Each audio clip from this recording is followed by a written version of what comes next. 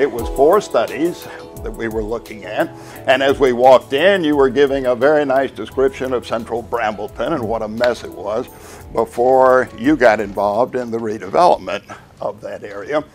As you know, the redevelopment was actually approved in 1991 and essentially was basically completed in 2010. So we were focusing on that particular year. Now, we were asked to do an economic impact study. The typical economic impact study looks at just your impact of your operations in a particular year. That wasn't going to work, as you'll see in a few minutes, for looking at central Brambleton, since we're talking about a 20-year period in developing that particular area. So it became more of an asset study rather than just looking at the impacts in one particular year. The other 3 were more typical studies. We did the study of your housing choice voucher program, looking at it in detail. Then we looked at 11 of the assisted rental communities. These are the ones you not only own, but you operate. There are others which we cover in the final study, which you own, but are not operating. You've contracted out the management of those. And then the 4th study, which we're looking at today, which you have, is sort of pulling it all together and looking at the parts that weren't covered in the individual target studies. But an interesting part of this, we wanted to satisfy the client, so you were the ones who were picking what you wanted us to look at, what was important to you. That's why we were looking at central Brambleton as a development over time. And what did it mean to the city to be looking at this on a multi-year basis rather than just looking at it in a slice in one particular year? How do we derive the impacts? Well, a lot of work is done by the organization, the Norfolk Redevelopment and Housing Authority, because we're measuring your impacts. So we have to know what you're doing. We have to know the data, and we have to know actually how it's run. So any impact study takes a lot of work on the part of the organization who's looking for it. And we'll say this has been a pleasure working with your group. We talk to more people, since you do so darn many things. We talk to more people, for instance, about 3 times as many as we did when we did the impact of the whole Virginia Port Authority, because you're into a wide range of diverse things. You're not just bringing merchandise into the port and shipping it to other parts of the state or the nation. So we had to talk to a lot of people. They had to cooperate with us in providing that information. And it has been a pleasure working with you over what's almost 2 years now. We submitted the original proposal in January of 2011 and are wrapping it up at the present. So we used your data and personnel, and then we did surveys of your clients and the organizations you work with, the other community development organizations, the city, and other people, getting the outside perspective. Then how do we do this? Well, you want to look not only at the direct effects of NRHA, you want to look at the ripple effects, what it does on business-to-business transactions among the companies you deal with, and how workers who are earning income because of your activities spend their money in the area. So that requires an impact model. We use M-Plan.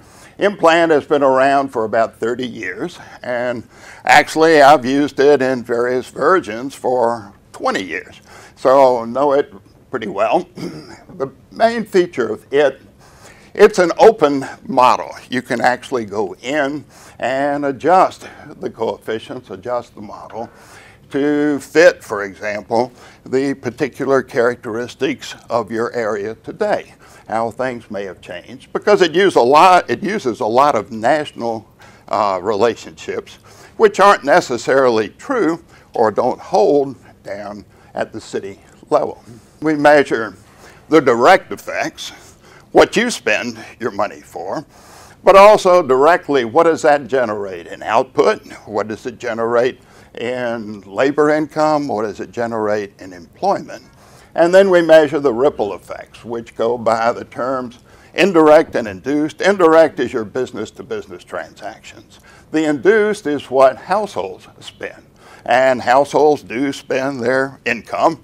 You can count on them to spend typically a quite steady percentage of it. Then you add up the total, that is the total impacts, which we look at as being directly attributable to NRHA. You only spent $430,000 on the Central Brambleton project in 2010. So you definitely would have a misleading picture if you looked at Central Brambleton only for 1 year. What we were looking at was what has been spent on it all the way back to the 90s.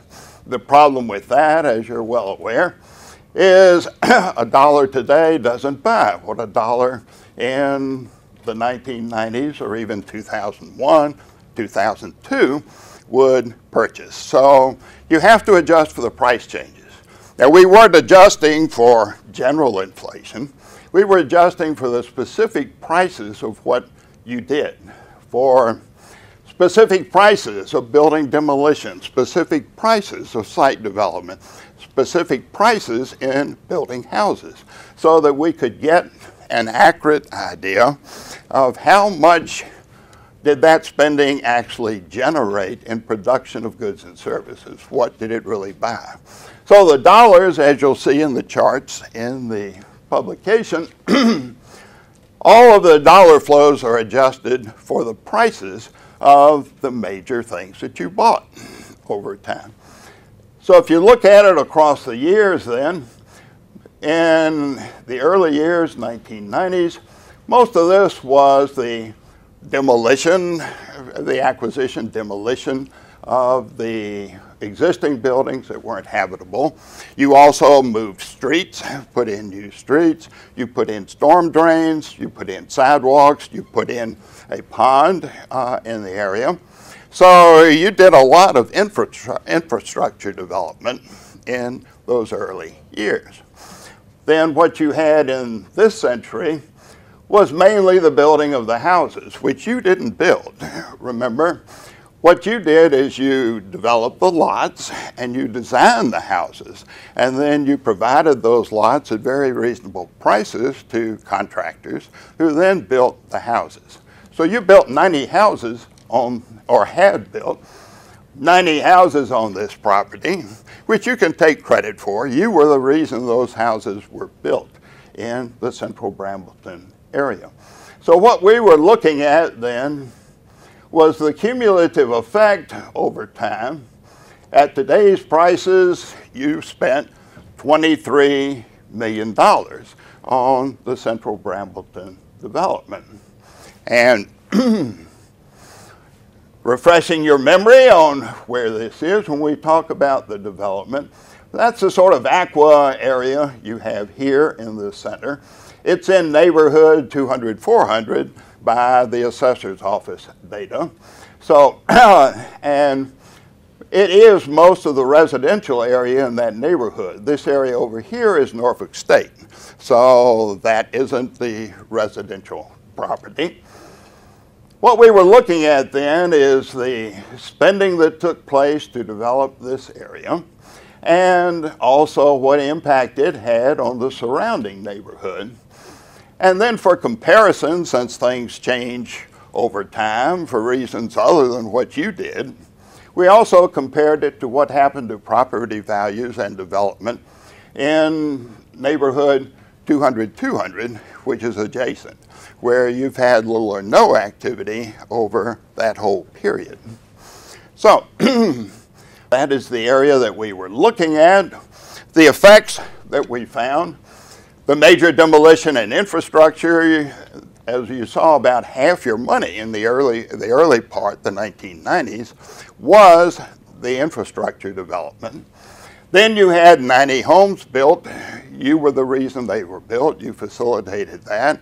You helped people with the down payments. You helped people with the financing in buying those houses, but you didn't actually build them. but we include those as part of your impact. So what happened in this particular case? I'm looking at just the total assessed value. On his sheet, it breaks out the value of improvements and the value of land, because the improvements are what you were really directly responsible for. But because you improved the area so much, land values went up substantially too. And what I'm looking at here is the combined value. The 2010 assessment, the 2010 assessed value of the 90 lots you developed, which have houses on them at the present, $18.6 million. That's up over 500% from what it was in 2001. And so the people that are in the houses that you were responsible for building have come out very well. They love it, as you'll see from the comments that we're going to have in a few minutes. However, everybody in the neighborhood benefited. There are 129 other homes in that area, which also are worth, right now, fiscal year 2010 anyway, $18.8 million. They're up almost 300% in value over that same period. Well, how does that compare? In the other neighborhood, values went up nowhere near this. The increase in value of the properties you helped develop went up more than 200 percentage points more than in the adjacent neighborhood. So you had a very large effect on the asset value of the neighborhood. The people you directly helped benefited, the whole neighborhood benefited.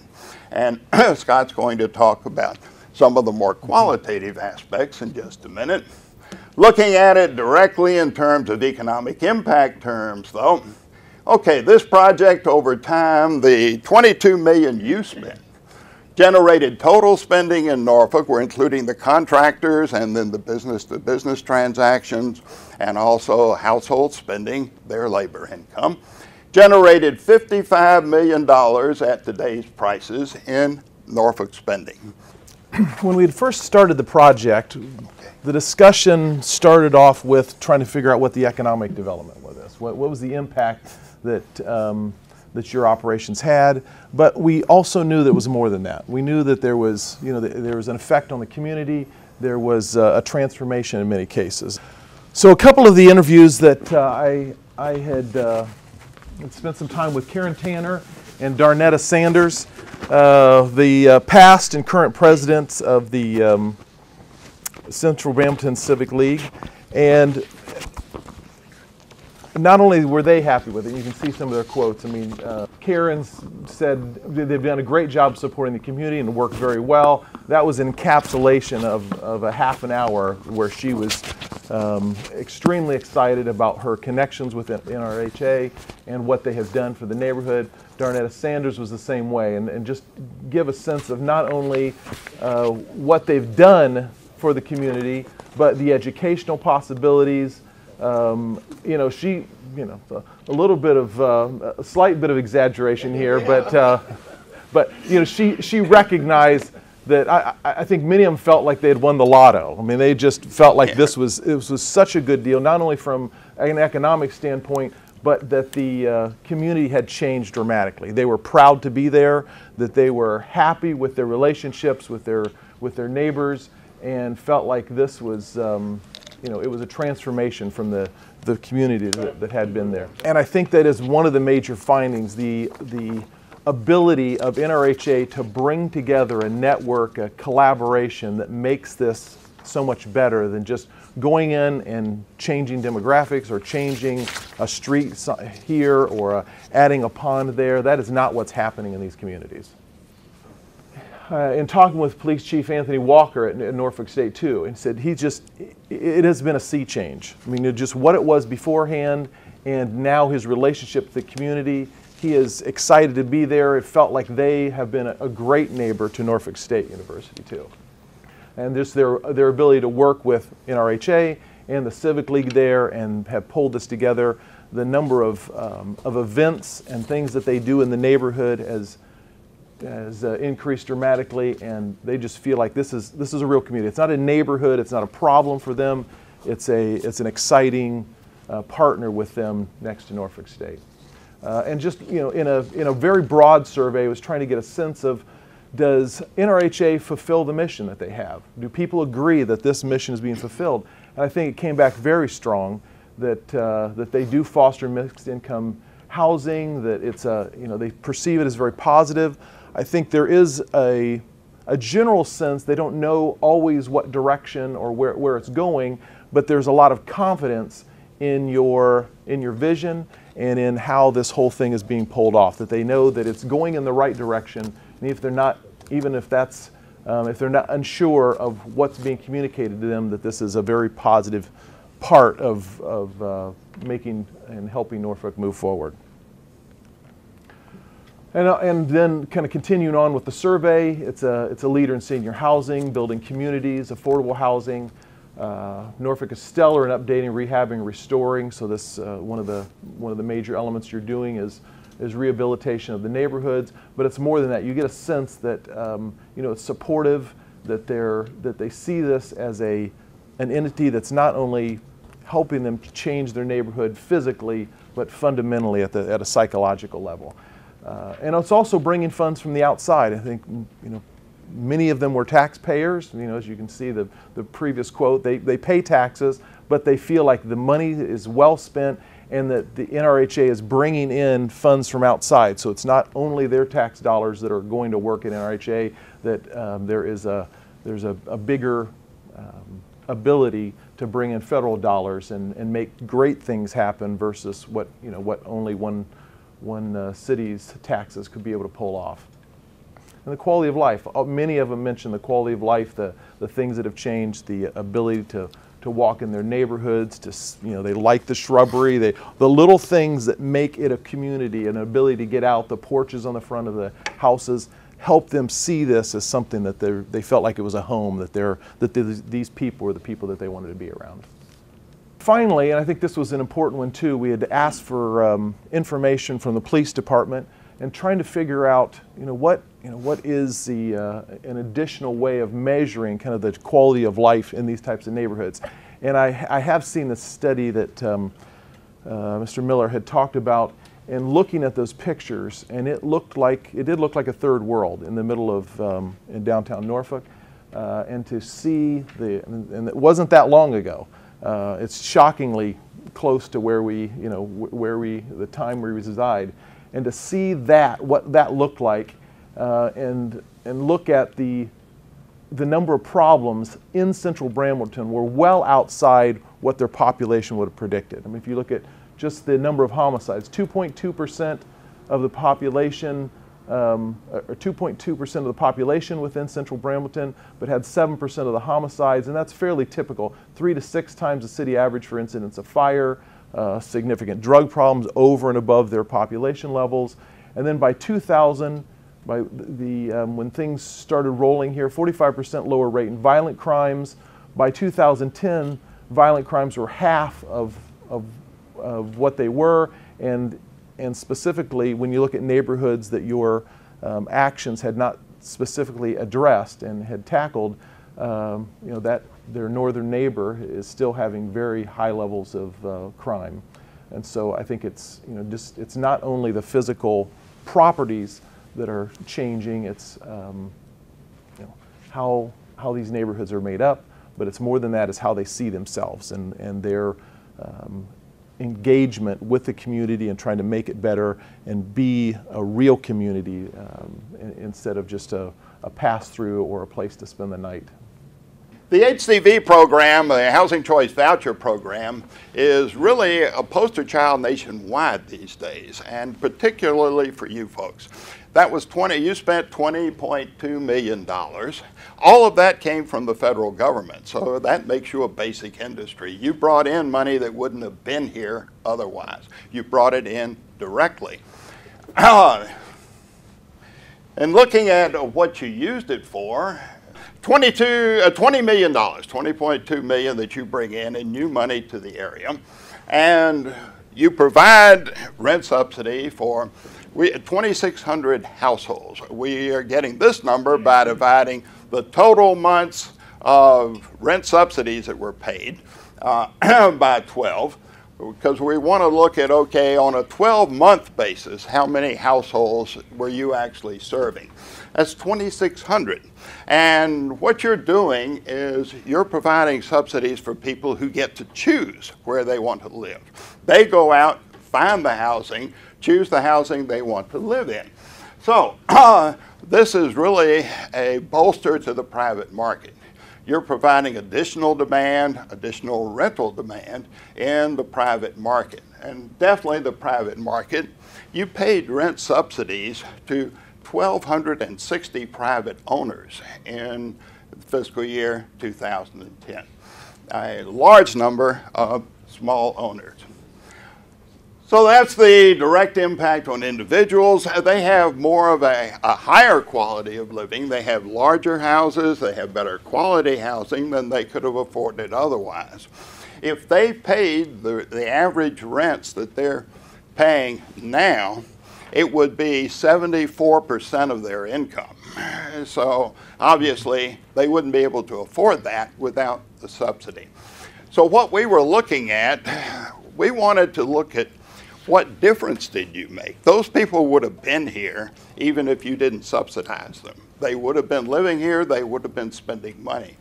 So in looking at the HCV and also looking at the public housing, we went behind it and said, what would these people have spent if they didn't have this program, if you weren't providing any type of rent subsidy?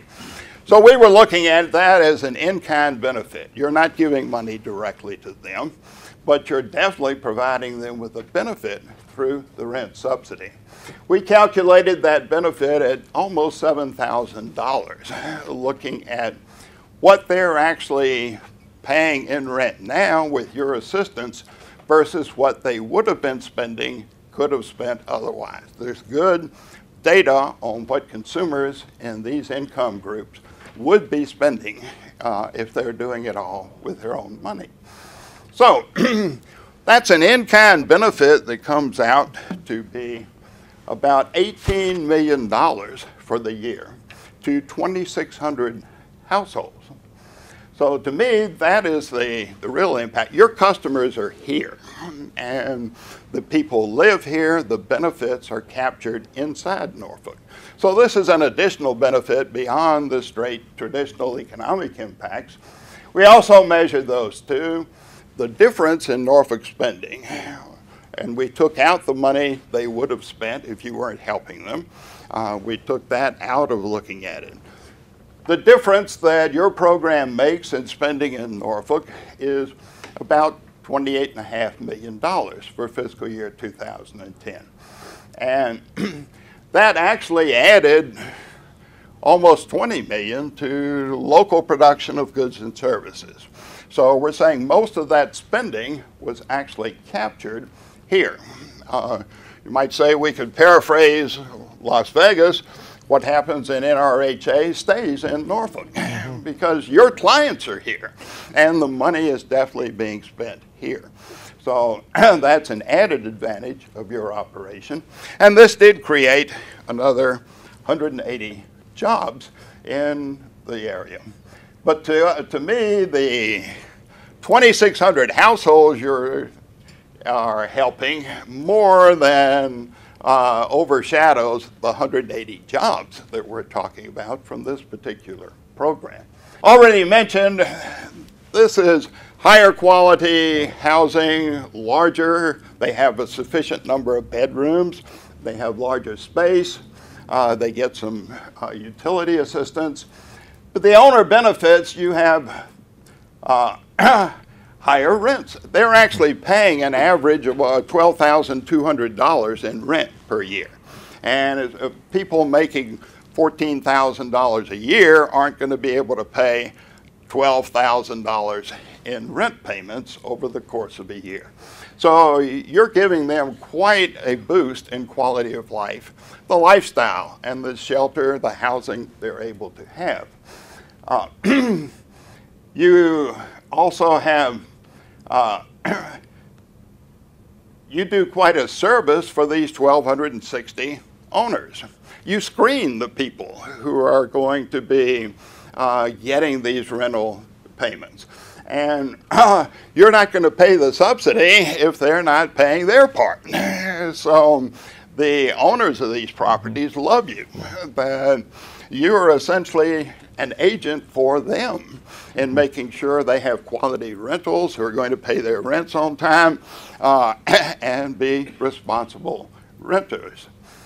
The HCV households, they rent in 79 Norfolk census tracts, over 90% of the total census tracts in Norfolk. So you have really spread out the these particular households and created more diversified mixed income communities. As we said, was 94% of the total census tracts in the area. Your other assisted rental, the public housing facilities, as we said, we looked at the 11 that you own and operate, because that way we had detailed information on how they were being run and what you were spending your money for. In these particular 11, 3,115 households. And that's over almost 8,000 people in these particular units. And in this group, the income is also an average of about $14,000 per year. Now, in the open units, there's two types in these 11. You have 6 units which are open to any of them who are eligible based on income, the low income, meeting the low income, and meeting the other qualifications to be in the units. Then you have 5 units that are only for elderly or disabled, since these have to be designed differently, have to have different facilities in them. So 2,644 households in the open eligibility units, 471 households in your elderly and disabled. Sort of interesting, we said 14,500 essentially income average in the open eligibility ones. And almost half of the people, 46% of those heads of households, are earning income in private sector jobs.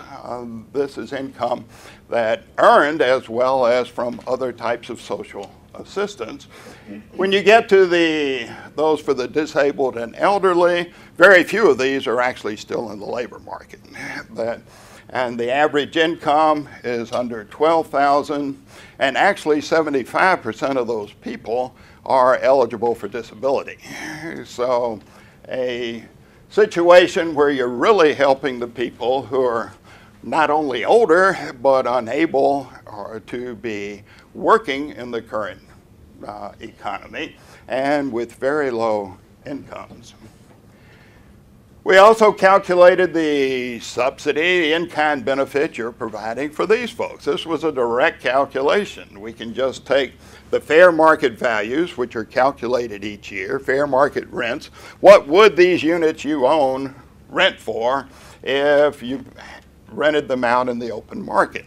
Because there are comparable apartments throughout the city, which give you an idea of what the market is for this type of unit. Fair market rent minus the rent paid is nearly $4,000 per household. So this is the in-kind subsidy, the benefit that you are providing to these particular people. With the incomes they have, no one in there could have been able to pay that extra $4,000 out of their own pocket to be renting in a comparable unit. Looking at the overall economic impacts, we ran these in the model. The difference in total Norfolk spending, directly and indirectly, was about $35 million. And this one, you generated output here of almost 22 million, output of goods and services in this area. And here we calculated you were actually supporting about 320 jobs.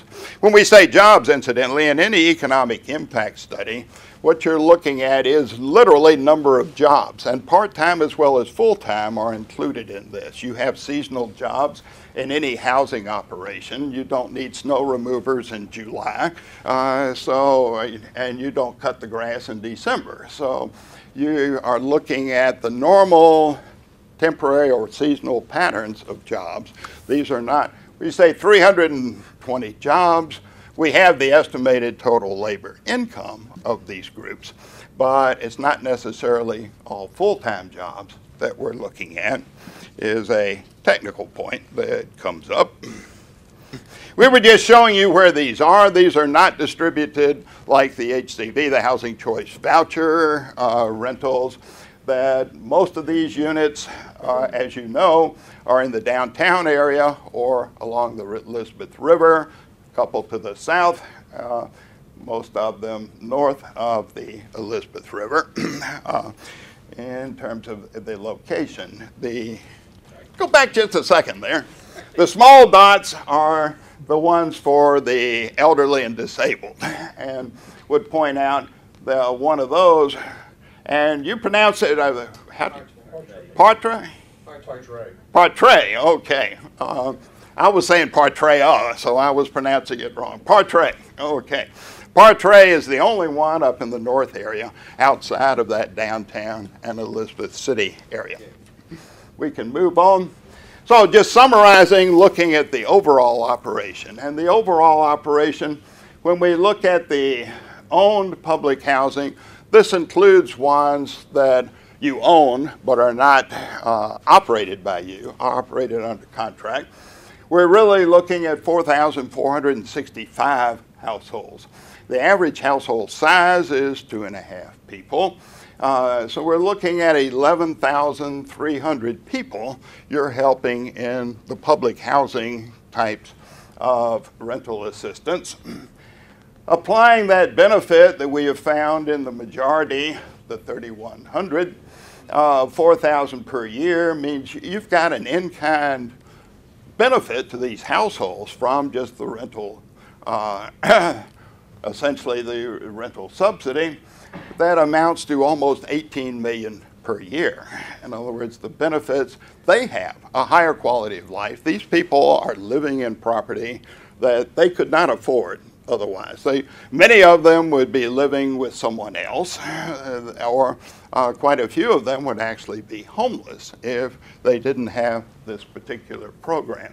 So the total $36 million of in-kind benefits, which we think for is a definite plus on the program. This doesn't show up. It's not money you gave individuals. It's the rent subsidies. It's an in-kind benefit. So it doesn't show up directly, but it's something that you want to calculate.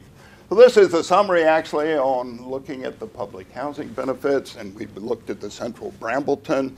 Would point out one reason we spent quite a bit of time on the Central Brambleton is this was a small scale version of your Broad Creek, which is still currently in process, and you'll be looking at the impact of it over years. So I think the methodology we used in looking at Central Brambleton would apply directly in looking over the next couple of years at what are the impacts of Broad Creek, where you're redeveloping a much larger area, and you're looking at the commercial and education parts of it too, in addition to just directly the housing aspects of it.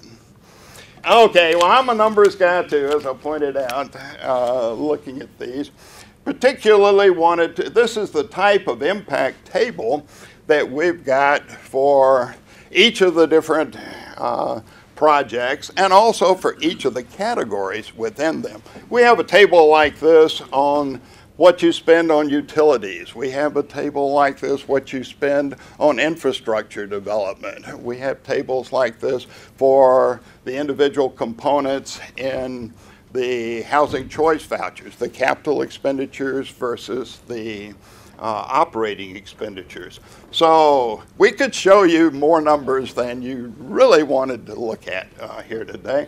This is the summary table on the total impacts of Norfolk Redevelopment and Housing Authority in fiscal year 2010. Now, your budget was $99 million, but that's an accounting term. Not all of that was direct expenditures with the public. For example, depreciation expenses, they're very real, but that's not a cash expenditure. Bad debts are not a cash expenditure, although it's a loss of revenue to you. So, what we were looking at, what did you actually go out and spend money for? You spent $91.5 million.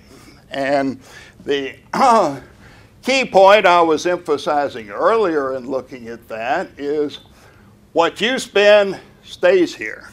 Norfolk output of goods and services, $67 million. 74% of that spending resulted in production of goods and services here, because you are a service organization, and what you're mainly buying are services. You're buying property management, you're buying security, you're buying labor services, lawyers, accountants, you're buying the services of a wide range of people. Services are provided here. So you're buying more services as opposed to buying goods that have to be shipped from China or some other part of the United States. So as we said, what happens in NRHA actually stays here in a much higher percentage than is true for nearly any other kind of business. Okay, looking then, that $67 million in actual output of goods and services, the technical term is value added. This is what was added in production in value within the city limits. Produced $43 million in labor income directly for 912 jobs in the area. You look at the ripple effects, what the business-to-business transactions were that were generated by this, and the household spending generated by this. And the total spending that we're talking about is directly traceable to you is $121.5 million. And again, 85 million of that, 70%, is actually captured inside the Norfolk city limits, production within these limits. And the reason it's lower than what you have over here, remember we have household spending is the induced spending and part of your effects. And an awful lot of the retail goods, the toys you're buying for Christmas are all made in China. So they were not made within the Norfolk city limits. So you do have a smaller percentage of the spending, especially in the induced category, that is actually produced here. You're looking at down at 59% as opposed to 74% in the direct spending. But the final numbers we're looking at then, that 85 million, that ratio, a diagonal ratio, is one that I like to emphasize. I think it's most important. Out of the 91.5 million you spent, total output directly and indirectly within the city limits went up an estimated 85 million. In other words, the city captured 93% of the total impact of that direct and indirect expenditure that can be traced to NRHA. That's an amazing number, to capture almost 100% of it as actual output of goods and services inside the city limits. It has been an interesting process and one we have actually enjoyed thoroughly. I think early on, trying to understand, it's that Indian proverb of the blind man is touching the leg and the trunk of the elephant, trying to figure out what they have here. I think we can safely say a few things through these 2 years. One is the mission statement seems to resonate with the people here, and your partners, with the government and everything else. It does seem like what you have defined yourself to do is what's being done by many different measures and what people believe about you. So I think that that's very positive.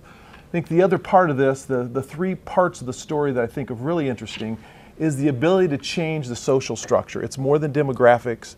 It's more than just physical the houses, the streets. It is a sense that people believe that something real is happening, that a community is being established. They want to be a part of it, and they're proud to live in these homes. And that goes, you know, it's reinforced by an ability to rehabilitate crime-plagued neighborhoods. It is creating stable, quality neighborhoods, affordable housing choices, not just pushing people into locations where they can live. And it's sustainable mixed-income communities. If you look at the excitement surrounding both Central Brambleton and Broad Creek, I mean, these are people proud to be in Norfolk, proud to be where they are, and that's a really exciting thing to see. It's also a catalyst for renovation for adjacent neighbors and communities. You see the numbers of even the places that you are not directly targeting, the neighbors around them have increased their values 200%. They feel safer, the crime has gone down, everything about that. The quality of life, you know, economically they're happy, but quality of life, they're very happy. So this is very positive aspects. And finally, you tend to be a critical partner for the city for increasing tax revenues and also taxpayers. I mean, they see this as such a big supplement to what can be done in Norfolk by partnering with the federal government, bringing in those dollars, and tackling big problems that many other housing authorities have not been able to tackle. They may focus on mid-range things that they can do. NRHA tends to tackle big things and accomplish big things, and attracting federal money, not only federal money, but also private funding, and improving the quality, the demand for good quality housing, choice, and opportunities for everyone.